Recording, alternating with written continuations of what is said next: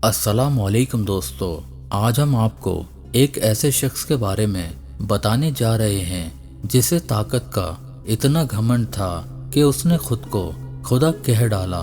माज़अल्लाह, अस्तगफिरुल्लाह। ये कहानी है एक ऐसे घमंडी हुक्मरान की जिस शख्स का नाम था नमरूद।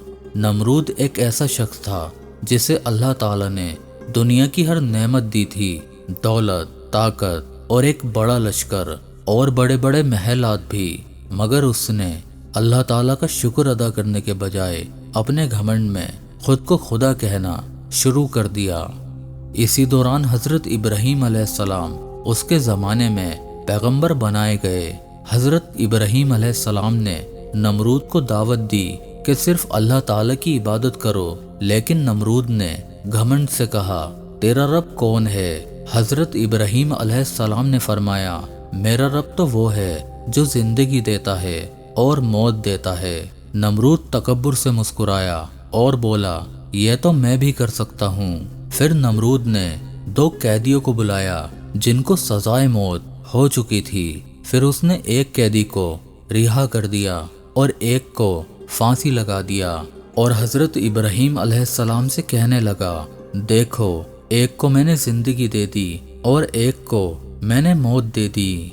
इस तरह नमरूद हजरत इब्राहीम अलैहिस्सलाम के सामने अपनी बातिल दलीलें पेश करने लगा और ये दावा करने लगा कि हकीकी खुदा मैं हूँ, बता तेरा खुदा कौन है? तो उस वक्त हजरत इब्राहीम अलैहिस्सलाम ने उस बदबख्त नमरूद की अकल के मुताबिक कहा, मेरा रब तो वो है जो सूरज को मशरिक से निकालता है।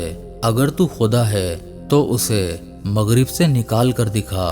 यह बात सुनकर नमरूद की बोलती बंद हो गई। उसके पास कोई जवाब न था, लेकिन उसका घमंड कम न हुआ और वो तब भी ईमान न लाया।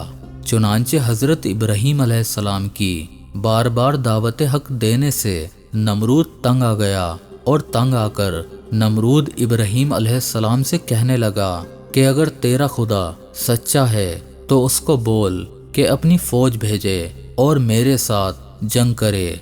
चुनांचे जैसे ही नमरूद बदबख्त ने ये बकवास की तो हजरत जिब्राईल अलैहिस्सलाम हजरत इब्राहीम अलैहिस्सलाम की बारगाह में हाजिर हुए और इब्राहीम अलैहिस्सलाम से कहने लगे कि अल्लाह ताला का लश्कर तैयार है। हजरत जिब्राईल अलैहिस्सलाम का ये पैगाम सुनकर इब्राहीम अलैहिस्सलाम ने नमरूद से कहा कि अल्लाह ताला का लश्कर जंग के लिए तैयार है। इब्राहीम अलैहिस्सलाम की ये बात सुनकर नमरूद कहने लगा, मुझे 3 दिन की मोहलत दी जाए। चुनांचे नमरूद को 3 दिन की मोहलत दे दी गई। इस दौरान नमरूद ने मशरिक और मगरिब के बड़े बड़े जंगजुओं को इकट्ठा कर लिया। इस तरह जब नमरूद ने जंग की तैयारी कर ली और तमाम फौज को इकट्ठा कर लिया तो हजरत इब्राहीम अलैहिस्सलाम को ललकार कर कहा, हमारी फौज जंग के लिए तैयार है, तुम अपने रब की फौज को बुलाओ।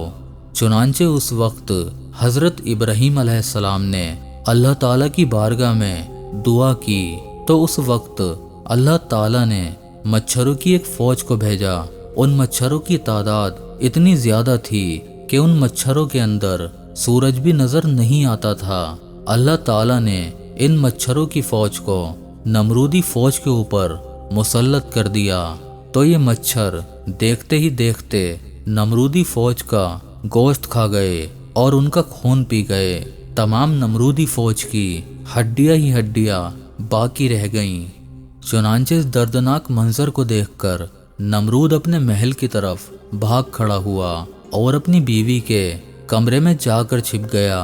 इसी दौरान एक लंगड़ा मच्छर नमरूद के महल में दाखिल हुआ तो नमरूद ने अपनी बीवी से कहा कि इस मखलूक ने तमाम फौज को हलाक कर दिया है। चुनांचे इसी गुफ्तगू के दौरान वो लंगड़ा मच्छर अल्लाह ताला के हुक्म से नमरूद की नाक के रास्ते उसके दिमाग में दाखिल हो गया और उसके दिमाग में काटने लगा।